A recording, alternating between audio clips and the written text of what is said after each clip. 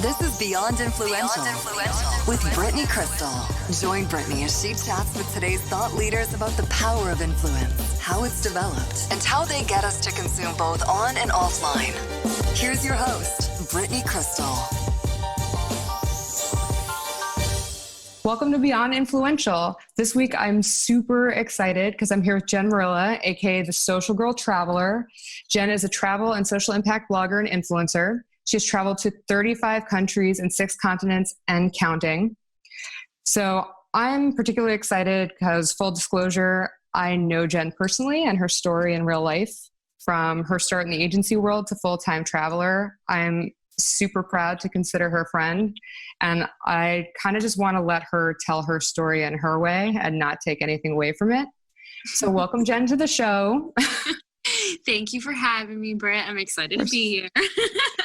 So let's start from the beginning. I met you because I worked as a summer associate with your sister and you were in college. And I was dying thinking about it. I actually had to look up when you graduated, and then I was like, oh my God, you were in college when I met you. So tell people where you're from and Oh my God, that's such a great question. So born and raised in New Jersey,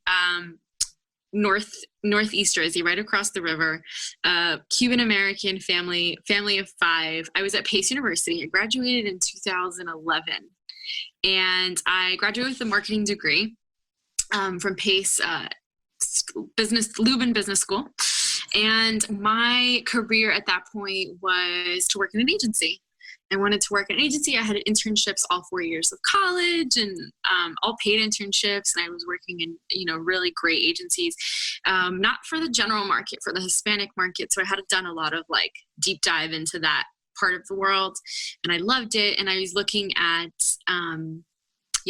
jobs in the corporate marketing world. Why were you attracted to that?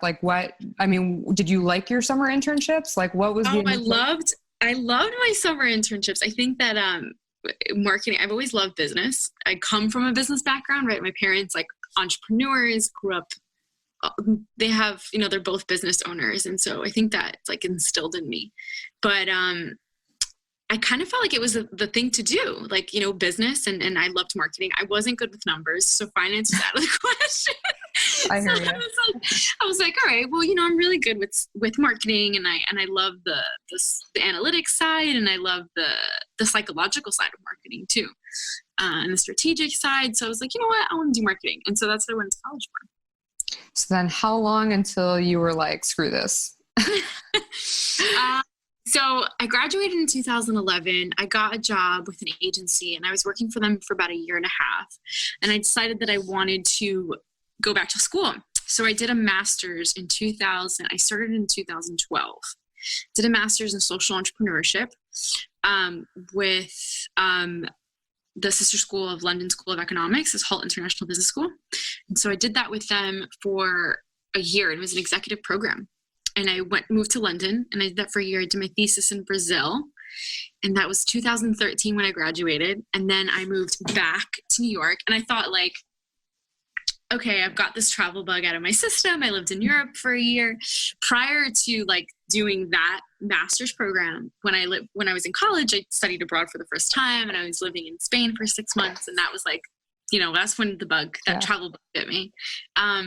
So anyways, fast forward, graduated 2013. I got a job with an agency in New York City. And I was there for about 2 years-ish, 2 years and a half. And I really wasn't happy.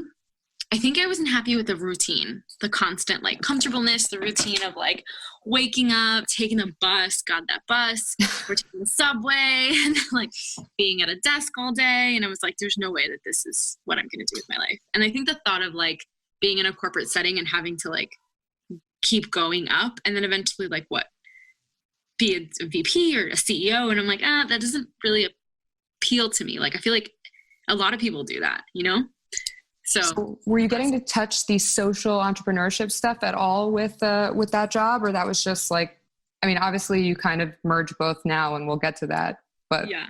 Did you just kind of throw that aside? No, I did. Actually, I worked with a few brands at the time with, I worked with Kind Bars, and Vita Coco, although Vita Coco doesn't have a social initiative, I don't remember they did. No, Kind Bars did. And Deep River is chips. And they were one of my major clients, and I worked with them. And that was kind of like marketing social, but it was very different. It was more towards the marketing side versus the social side. I always loved that. And when I graduated, I tried to get a job in the city with like, you know, in the tech industry with like the nonprofit sector or something like that. But to be honest, I couldn't, had to pay bills, and those jobs did not pay very much. So I had to put on my big girl pants. Yeah, so what led to you actually quitting the job? What year was that? So I left my corporate job in February of 2015, and it was 7 months prior to that I was just in a really bad place in my life. I was going down a deep and dark hole of depression, and I had been there once before, and it was not a pretty place, and I was doing it again. And yeah, I didn't like the woman that I was being, and professionally, personally, and I was just turning into this ugly human. And I believe that we control 90% of our happiness. So I put on my big girl pants once again and decided to set up a plan. And I cut back on like stupid expenses, mind you, expenses that were like, I was spending $300 a month on facials at the W. Like, I think to myself, like $300 on facials, Jennifer, Jesus. I had bought a brand new Mercedes, and so I sold that quickly. Cause I was like, what do I need a car for? I practically live in New York. I do everything in New York. Like, what do I need a car for? So I got rid of that. I moved back home, and I started saving some money back to my parents' house, and I started saving some money, started going out less, and really like started to like make some goals about what I wanted. And originally when I started thinking about doing this and quitting my job, I thought I want another job in another place. So I started looking at like California and Denver. And then I went over to Spain and London, and like to look at like places of where I can get jobs doing the same thing that I was doing, like working in a corporate office, but different location. And I got an offer to go to Denver around Christmas time to work for a startup company, about 2 years old, to do like business development. And I was excited, but then I was like, you know, I'm going to be true to myself. I'm going to be happy for like, I don't know how many months. And then I'm going to be back in the same rut. Like, I don't want to be at a desk anymore. So that didn't happen. So yeah, was your family supportive? Were they like, why are you quitting this job? I guess, give me a little more about what was going on. Yeah. Okay. So it was, there was definitely more depth to it. So my senior year of college, I come from a family of 5. I have an older sister, and I had a younger brother, and he passed away in my senior year of college. And it was tragic. You know, it was an accident. And that definitely changed my life 100%. It changed the person who I was then and who I am today, for sure. But you know, and I had seen therapists and all this stuff, and had gone through, you know, kind of like, I don't know how to say it, like inside soul searching. Like, I'd come to the terms that I'd no longer had my brother with me, and all those things. And so when I told my parents, I didn't tell them until I actually bought a ticket 30 days before I left. I didn't tell anybody in my family. I didn't tell any of my friends, just because I knew what everyone was going to say. They were going to say, Jen, crazy. There's something wrong with you. Go see a psychiatrist. Like, go see a therapist. And I did to make everybody happy. And my therapist, I love her to death. I'm friends with her. Like, we text all the time. And she was like, get the hell out of my office. I was like, literally the day that I walked in, and I was like, she's like, your mom called me. She told me what you're doing. She's like, don't tell her I told you this. She's like, I think it's fucking awesome. She's like, get the hell out. You're going to be fine. And I was like, thank you. And I was like, you know, but of course, you know, because they were nervous and they were scared, because of everything that happened, I was doubting myself. And I think that's only natural. But I left in February. I quit my job February 18th, and then I left February 22nd. No, I quit February 14th. I left February 22nd, 2015. Okay. Yeah, I remember those dates. When did you first start putting your content online, and when did this become its own job? Well, it's actually really funny because I had this idea of what I wanted to do and I wasn't being true to myself. So I had that offer from Denver. They reached out to me and they were like, hey, we want you to come to Denver. We're going to pay for expenses, move here. We need to know, within 24 hours. And I was like, so I decided this wasn't going to happen. I'm not going to do that. And I kind of was like, all right, Jen, what do you want to do? So, I saved about $14,000, which is not a lot of money. And it's funny because I look back then and I was like, this is perfect. I'll be fine. I was like, so naive. But anyways, like I was really positive. I was like, I made it work. So thank God. But so this is great. I'm going to be fine, And so I was like, I think I really want to be a blogger. And I didn't say this to anybody. I kind of had it in the back of my mind, but I was like, how am I going to do this? Where do I even begin? And prior to working in a marketing agency, I had worked with a lot of mommy bloggers because a lot of the brands I worked with were like home goods and like family or like consumer packaged goods targeted to mothers cooking those meals. And so I kind of had an idea about the blogging world, but not 100%. Didn't have any idea on like the influencer world. I knew that like famous people existed and they had like Instagram accounts and like I knew how Instagram worked and stuff, but I didn't know like that type of world and how different it was. And so I had this idea to start a blog, The Social Girl Traveler. And the idea that originally started was I wanted to share it with the world what other people are doing to help the world, like to change the world. And I was like, oh, where do I start? Because in my head, I'm like, I know all these people that like do all these amazing things. And I did. But I had to go to these people. And a lot of people were in like Central and South America. And so logistically, when I left, I went straight to London because London was like home, my second home. I had so many friends there and I felt really comfortable. And so I went there with nothing, like no blog. That was like the number one question I always get asked. No blog, no nothing. I had the idea of starting it, and the day that I left, like literally got on the plane, I like had a logo and I went ahead and I posted it and I said, in 30 days, you guys are going to see a website and I'm going to launch this. And sure enough, within 30 days, I launched this website and I launched an Instagram account and I posted my first post and stuff, but I still had really no idea where I was going or who I was. Mm-hmm. And then, yeah, I left London and I did at the very end of March, I did something called, it's like a pilgrimage walk from the south of the south of France, the north of Spain. And it's called the Camino Santiago.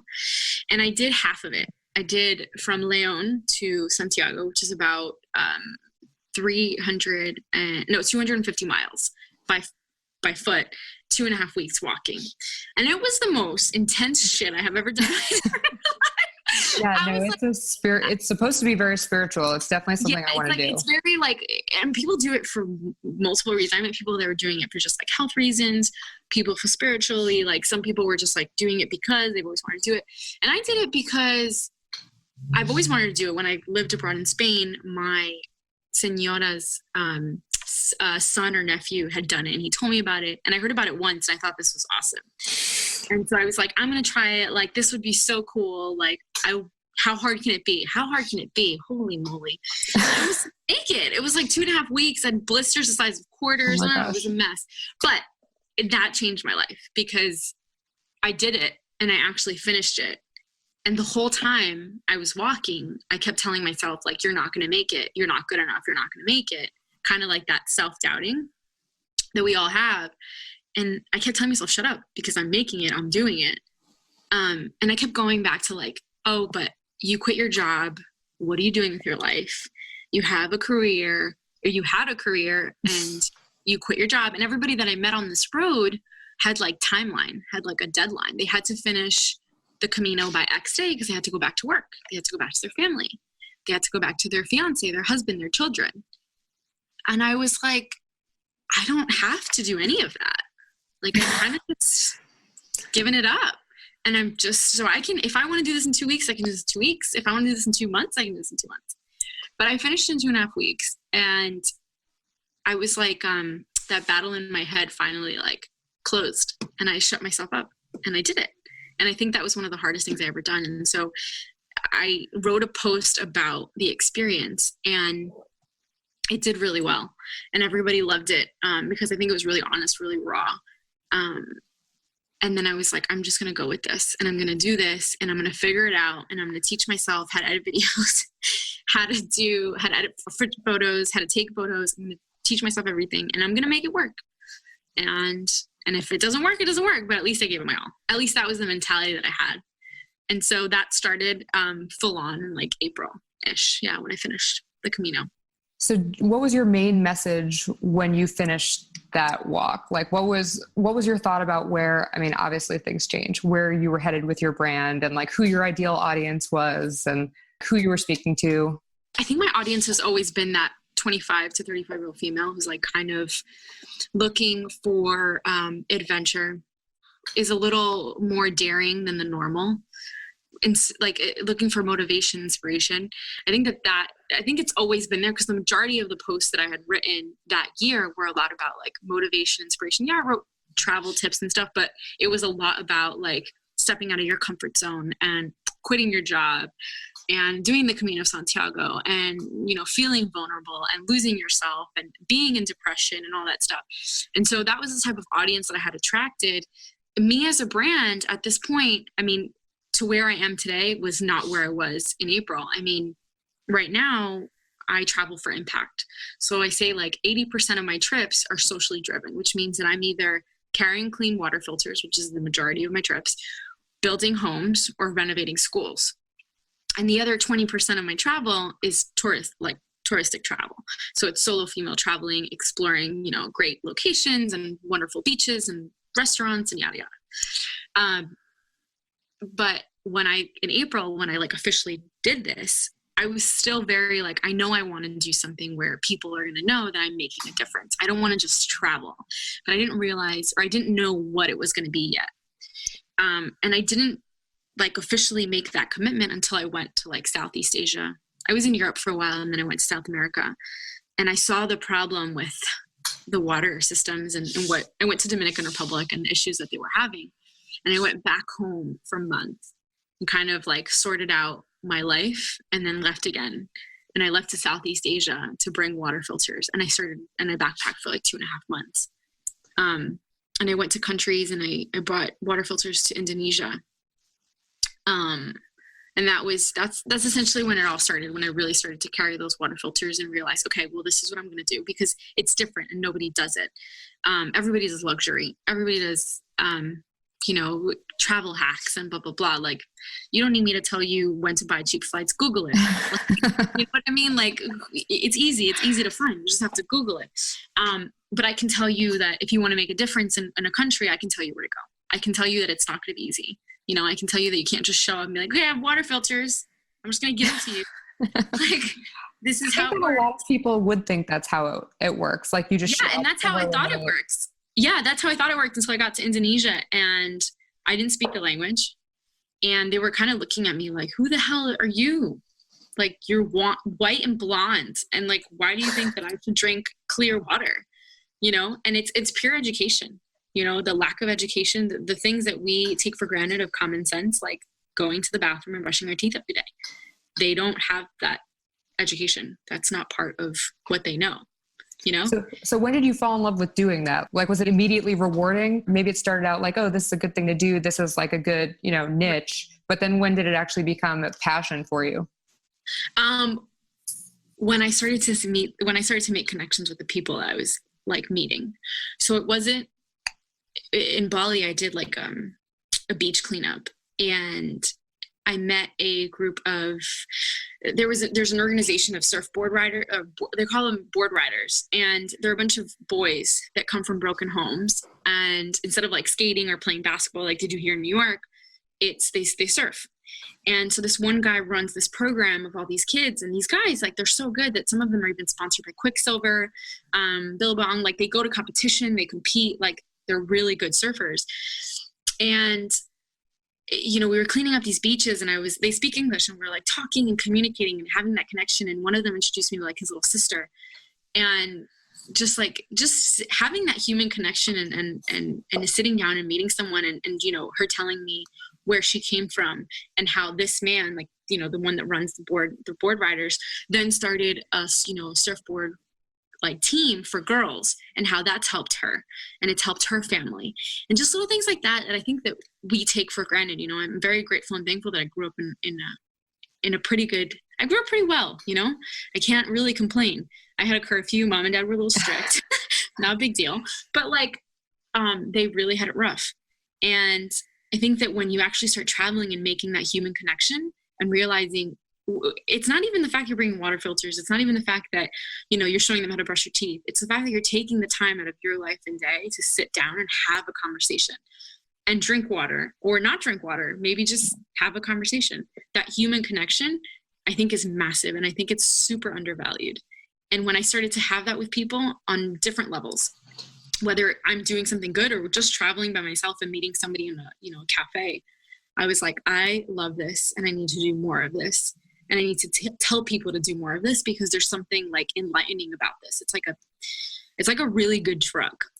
It's like infectious. Yeah. Okay. So we're going to start to get into some hard shit soon. Okay. So ready.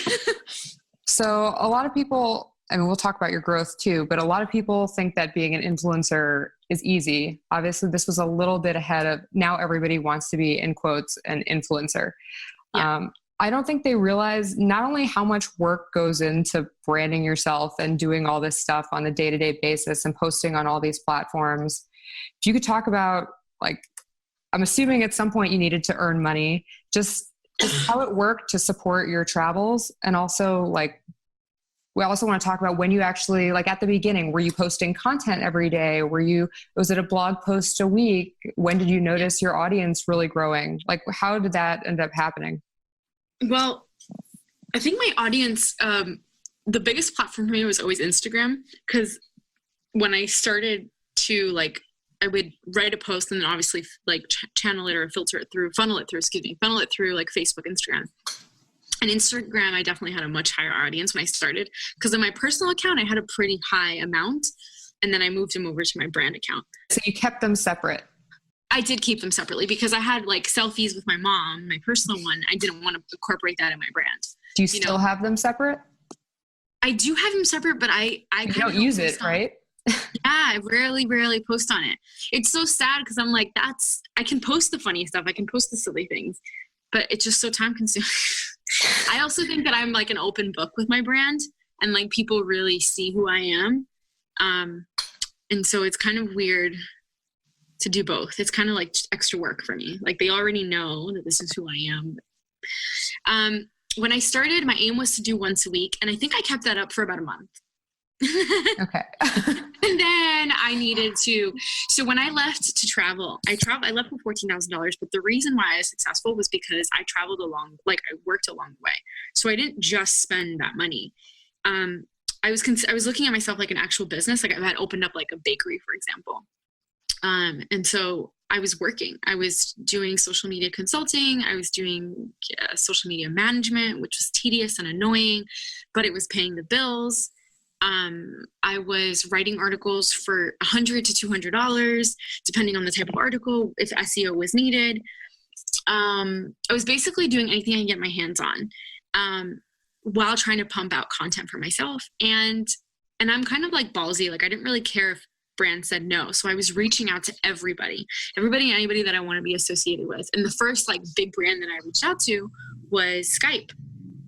And it was kind of like, well, you know what? If they never get back to me, they're probably never gonna get back to me, but this is the idea. And I actually pitched the idea that I had about the social girl traveler and like wanting to connect the world with all the good and all the things that people are doing to change the world. And I went ahead and I pitched that idea. And sure enough, like 2 weeks later, I got an email from like the creative director and was like, Jen, we love what you've done. We think this is a great idea. We'd love to collaborate with you, blah, blah, blah. And I was like, what? I was like, it worked. And so I started to, that kind of was like a boost of confidence because then I can, I worked with them for a little bit. And by that I did like posts and, I did some freebie stuff as well, but it was more so the credibility to say like, I got to work with Skype, which then helped for future like jobs, So I'm sure somebody's going to ask this. And I think this is what separates people who succeed from people who don't. How did you find the Skype information? How did you figure out what to say to these people? Like, it's just that whole kind of thing where people want this information fed to them, but you just did it. How did you do it?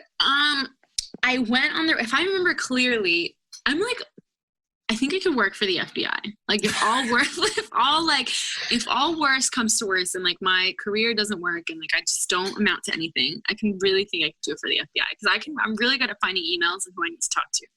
And so I literally just went on the website.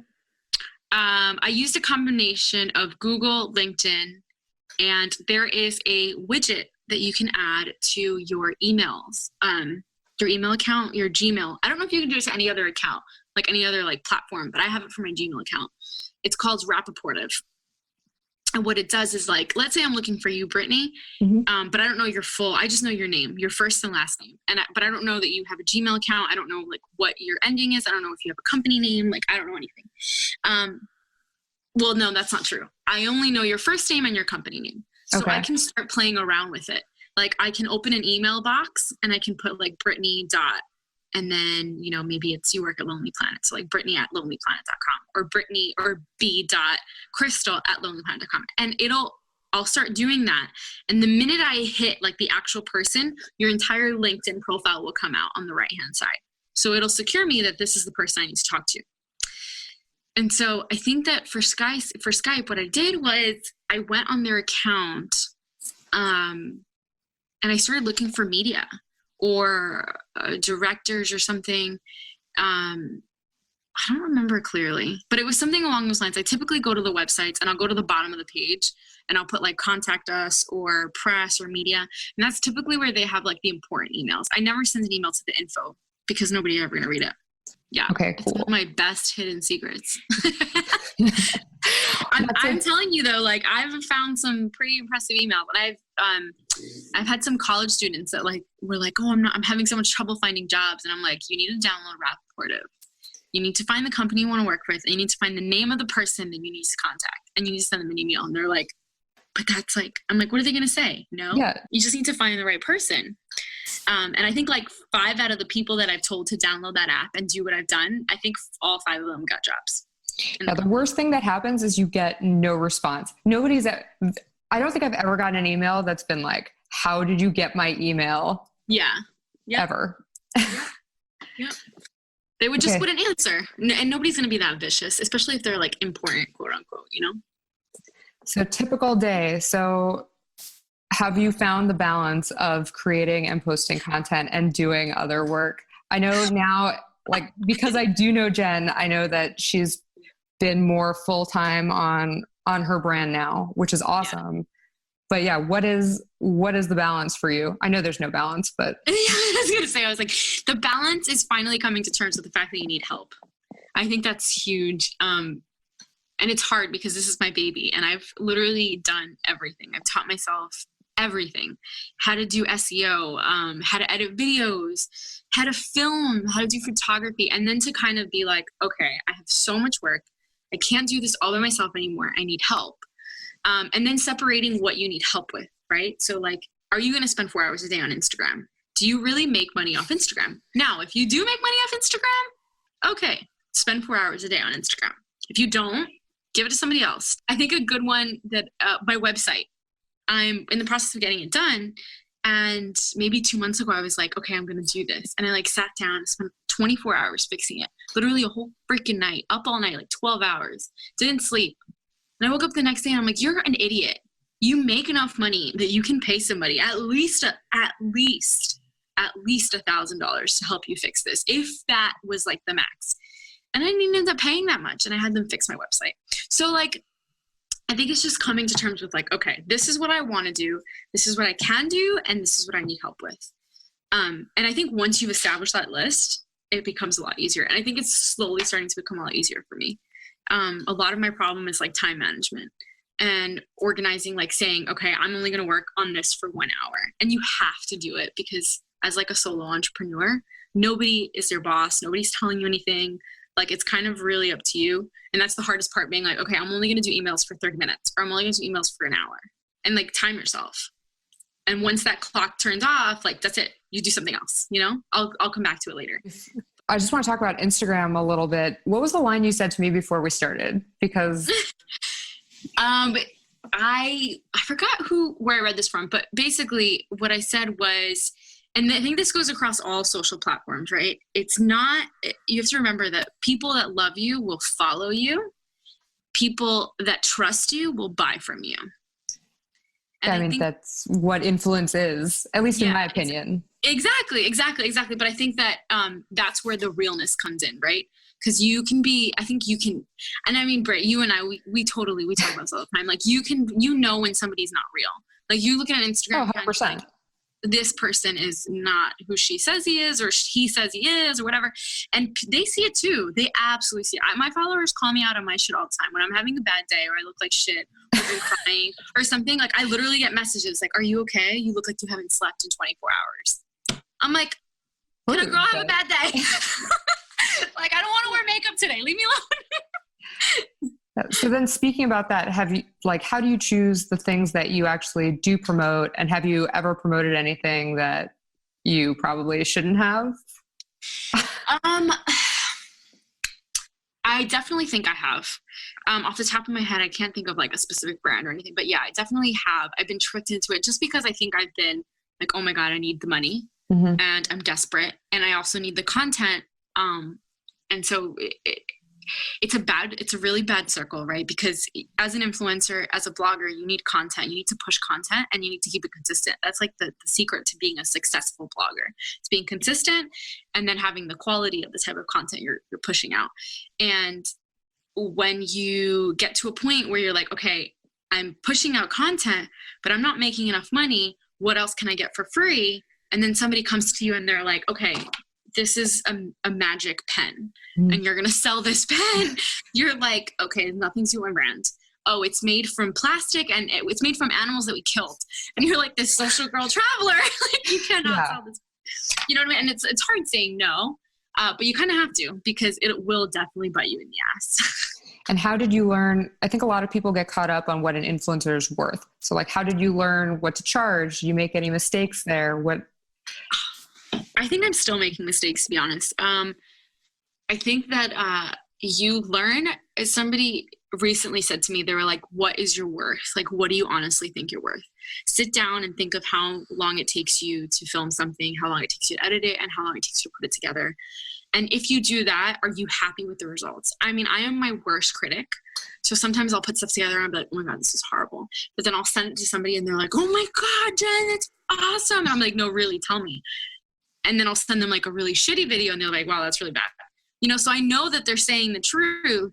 I just think that you kind of have to ask yourself that question and then decide what's going to make you happy. Go as low as you can possibly go to the point that you're like, okay, if this person says they're going to pay me $200 for this and this makes me cringe, don't take it. You know, now if they say, I'm going to give you $2,000 or $5,000 for this, and you're like, yes, and you want to go out and you want to like make the best thing you can possibly, then charge yourself that, you know, and deliver that type of work. But yeah, no, I think I still make mistakes with that. It's hard. I do think it's hard because there's no real industry standard. So we were talking about this before. It's just people give different valuations. And then we're also talking about kind of the fake follower thing. Mm-hmm. Like a lot of brands, some brands are super savvy about it and some brands aren't. Have most of the brands you've interacted with really kind of known their shit, or are they kind of guessing at your value? You know what's funny? I think that the biggest brands don't know their shit. And it's the smaller brands that know their shit. I believe that. Yeah, that's what I've noticed. Because I've come, and I don't realize that like the world that we come from is very different from the world that like somebody that's like holds a director degree or like a director position or a business development position is very different. Like we grew up in a very similar generation. So marketing to us is kind of like our air that we breathe. And so when I sit in a conference or like a strategy call for a company and, you know, we're talking about YouTube and I'm telling them like analytics and I'm telling them what they need to focus on and what they need to look at in time and their audience and their millennial reach and blah, blah, blah. And they're looking at me like, oh my God, she's so smart. And in my head, I'm like, this is like gold. Like I should probably read a book and brush up on my tools, but like, you know, I think it's a very, very different world. So do they ask you then for your analytics after?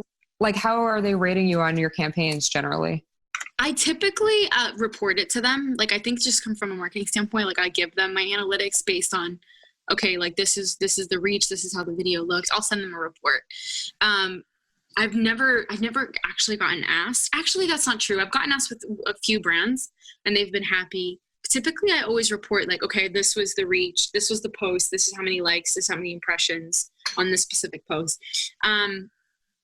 I've gotten one brand that I reached out to and then they came back to me and they were like, well, your engagement isn't high enough on Instagram and we don't work with influencers that are under this. And I was like, wow, like that's impressive.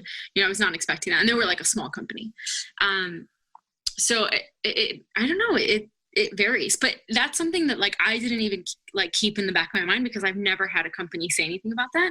So now it's in the back of my mind and now it's like, okay, I need to keep with my engagement, you know, and that goes back to like, not so much the quantity, but the quality, right? Because I think when I think of engagement, I think of quality, like the type of person or brand that you are and how good that is. But yeah. Now I'm thinking about it. I'm wondering why the smaller companies, I don't always think that's true, but I do think that maybe smaller companies have smaller budgets. So they want to make sure that they're spending their money more effectively. Yeah. And then depending how big a corporation is, you know, people don't have time to get into the nitty gritty of social, even if they're director of digital or whatever, VP of digital, those people don't know everything that's happening day to day, changing on the platforms. They don't really know what an influencer's worth. They rely on, you know, this whole other chain, and then they probably have a way bigger budget. Yeah. I think, I mean, for them, it's just what's on the front cover. Coming from a marketing world, I think I have an advantage where I remember like going to clients and being like, okay, well, you know, this person has like 1 million followers, but their engagement is really low. They're not really reaching impressions, like blah, blah, blah. And they were like, well, it doesn't matter. They have 1 million followers. So that means they're good. I'm like, well, no, not really. But okay, if you want to pay them, if you have the money for it, like, what are you going to do? They're the client. But yeah, I think you're right. I think it's all based on budgets. I think the smaller companies definitely want to be more like cautious about where they're putting their money, which makes sense. So what are your most effective distribution strategies, or how do you decide who you collab with? I have like a vision board of the brands that I want to work with. And I try to I definitely go to them and like, I don't know. So for example, like I'll look at like Lonely Planet or something. And this is not a brand. Well, I mean, I'd work with them, but it's not like on the top of the list, I'd say. And so I'd look at everything and I'd, you know, look at their YouTube, I'd look at their Instagram and everything. And I kind of be like, okay, where are they falling through and how can I be of value? And then based off that, then I go, all right, well, if it's YouTube, then I need to find the creative director, the marketing director. And I look for directors, look for people above, because people are the one in charge of budgets, and budgets are important. Because at the end of the day, this is my career. This is how I make a living, and it needs to be respected and honored. And I think that, you know, yes, it's fine to go to the account, you know, the account people or like, you know, somebody below that. But at the end of the day, the one that signs that piece of paper that says, okay, we're going to work with you, is the director. So I kind of look at brands and I look at their weakness. I see where they're falling through the cracks. I see if I can actually be of value. And then I go ahead and I reach out to them and see if they're interested in hearing my ideas. I mean, what you just said is so smart. And it's also like just such a big point that I think people miss. It's like so many people, I've ranted about this before, not on this podcast, but just in general. I hate when people reach out and they're like, oh, like great to meet you. Like, how can I add value to you? Or how can I be of value? And it's like, dude, I don't want to think of how you can be of value to me. I don't know you. I don't know what you're offering me. Right. I don't know you from a hole in the wall. I don't have time for this. And so it's like, even if they're the nicest person in the world, it's like, I don't want to do the work. Yeah. That's so smart. And that's why, you know, you're doing a pretty good job doing this for a living, where you reach out and you've already thought about it. Like, you don't come to them and you're like, oh, like I do travel stuff. What do you need to do in the travel space? And then I'll typically reach out and I won't tell them the idea right away, because you're not wanting to give it away, right? And it's kind of, you know, I think you mentioned this last time. You mentioned this earlier. You're like, you know, it's kind of working with clients is like a relationship. And so look at it like that, like you're dating. I know I'm not going to go to this guy that I like and just be like, oh my God, like this is what I want our future to look like. I want to get married tomorrow. He's going to run away. He's going to freak out. It's like, I think people need to think of it like that. Like that's a relationship with a brand. I reach out to them and I simply say like, I really love what you're doing here, but I see that there can be many more opportunities here. I've done similar projects with these brands. I would really love to pick your brain, or I would really love to share my ideas for like 20 minutes. Please let me know if you're, I actually never say, let me know if you're available. I automatically give them like a day. Like I say, let me know if you're available anytime next week. So right then and there, they're like, okay, next week. Like it's less of a chance for them to think like, oh, I'm not available. I don't have time for this. Like I'm already telling them I want to talk to them next week. Let's make an appointment. I have ideas, I'm bringing this to the table. I've already done my research, so I know my shit. So why would you say no? If you say no, I think you're an idiot for saying no, because I've already done my homework. So the podcast is called Beyond Influential. Obviously, you know how to sell yourself. When did you first realize you could influence others and in which spaces? Like even just hearing you talk, you're a salesperson, you know exactly what to do. But when did you realize you had any idea what to do? I think I know this sounds really weird, but I kind of had it my whole life. I was a little kid and I would sell popcorn out my window and in my neighborhood and like juice. And like my mom would come home and I'd have all these little kids lined up. And be like, Mom, I made $5. And she was like, selling what? And I was like, popcorn that you bought yesterday for me, but I don't eat it. She's like, Jennifer. So I think I've always had that, but I think honestly, it's such a confident booster for me. Like I love the negotiation. I love the sales. When I lose a sales, like it hurts. It's like, oh, like I was so close, but I don't know. It's something that I really, really love and I'm passionate about. And I typically I don't say this to be cocky. Like I definitely have lost, sales or pitches and negotiations before. And it bothered me, but it was more so like something that I expected because I was like, I wasn't into it 100%. I do think I am very good at selling myself. And I think that it's just, I don't know. I've always had it. I think I've always been good at like saying like, this is what I want. Like, this is what I can bring to the table. If you don't think it's good enough, then fine. Don't take me. But have you ever had to do anything that didn't feel like you? Do you ever feel pressure for that? Or because you're so, I mean, I know you, so I know you're totally who you are, but I wonder if is it ever a question for you? Yeah, and I love you for that because you do know me really well. But I think that my biggest thing is like, I always want to help people and like get involved and like do stuff. And then I think and this year has definitely been a testament to that. Like I reached a point where I was like, I cannot do everything. Like I need to do one thing and I need to stick to it. Yep. And so at the beginning of the year, I was like freelancing and I was, coaching like random people I wasn't making like extreme amounts of money, but I was putting my eggs in all these baskets, and eventually a basket was going to break because I wasn't really like focusing on everything.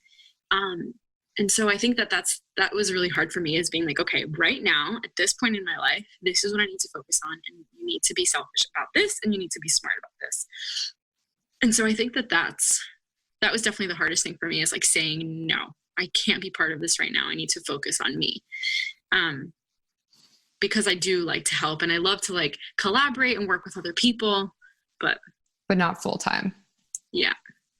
So then what's next for you? What's next up on trips? Where can people find you? Next trip is this weekend. I leave to Aruba. I'm very excited. Aruba, and then possibly Puerto Rico.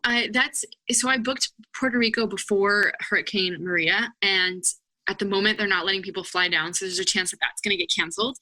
And there was talks about Hawaii in end of November, beginning of December, and then Mexico after that, but nothing is 100% concrete. And I'm kind of okay with that because I've literally spent an entire year like traveling all over the place. And I think I want to be a little, home for the holidays. And if I can behave and I want to depart like literally the day after Christmas and leave to Europe. And then from there, like be gone for at least another 6 to 8 months. Just might see you there then. Oh, yay. Look at that. Yeah, no. Yeah, I mean, that's the goal. I think that next year I really want to be less like in New York and more out there. And so that's my plan. I've kind of spent these past few weeks organizing my life and my business. And although I do have some potential trips coming up, there's nothing really international. So we'll see. So it's a ton of traveling for now and you're not tired of it. You still love doing this all the time. Oh my God, are you kidding me? I love this. I love the constant, like, I love honestly trying to beat the clock and make my flights. Like that's the best. Every time I make a flight and I'm like literally boarding and I'm just like checked into security, I'm always like, oh, I have time for coffee. Oh my gosh. Yeah, I know it's pretty bad, but yeah, it's the adrenaline, I think. Well, definitely we'll check in with you. Where can people find you online? They can find me. So my website is thesocialgirltraveler.com and everything across the board, Facebook, Twitter, Instagram, The Social Girl Traveler. Awesome. Thank you so much. I'm actually really excited to bother you again about this in like a few months and make you tell me what's up. Yeah, no, I'm very, very excited. Thank you for having me, Britt. This was awesome. Thank you for listening to Beyond Influential. If you found value in this week's episode, please rate and subscribe on iTunes. I'd love to know who you find influential. You can let me know on Twitter, Instagram, and LinkedIn at Brittany Crystal, Krystle, or visit my website, brittanycrystal.com. Beyond